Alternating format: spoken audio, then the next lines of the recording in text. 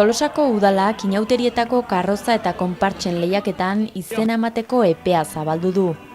Karroza, konpartsa eta plataformarik gabeko konpartsek parte hartu ahal izango dute eta eskaerak otsailaren 15 bitarte egin daitezke. Aurtengoan bi berrikuntza nagusi izango dira, gehiegizko zarataren ingurukoak. Aurten lehenengo aldiz musika jartzeko aukerak mugatu ditugu. Horrela, Trianguloa eta San Francisco kaleko bat eta bi atarien artean, zarataren kontrolerako eremu berezia ezarriko da. Eremu horretan, zuzeneko musika egiten dute konpartsak baino ezingo direla kokatu, eta gainerako konpartsa ibiltari guztiek Triangulotik pasatzean soinu ekipoak itzalita izan beharko dituzte. Triangulotik haratago, karroza konpartsek egunean zehar egin dezaketen gehienezko zarata 80 dezibelioetara mugatuko dute eta gauekoa 65.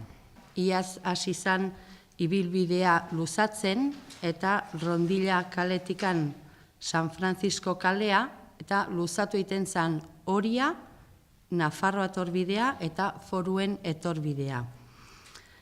Hor kokatuko dira parte hartzen duten karroza handiak eta nahi dituzten konpartsa guztiak. Ordutegiari dagokionean, emanaldiak hasi daitezke goizeko 9:00, baina amaitu behar dituzte gaueko 11:00.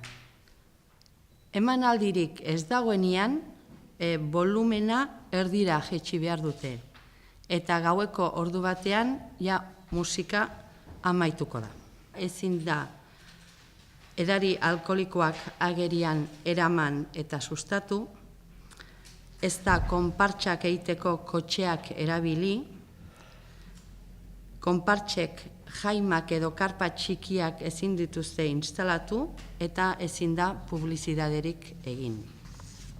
Diru laguntzak banatzeko badaude ekarpen finko batzuk eta beste batzuk erlatiboak direnak.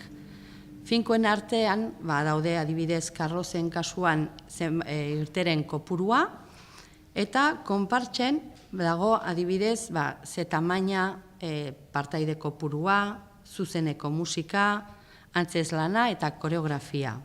Eta erlatiboen artean daudo gizon emakumeen parekidetasunaren bermea eta euskararen erabilia.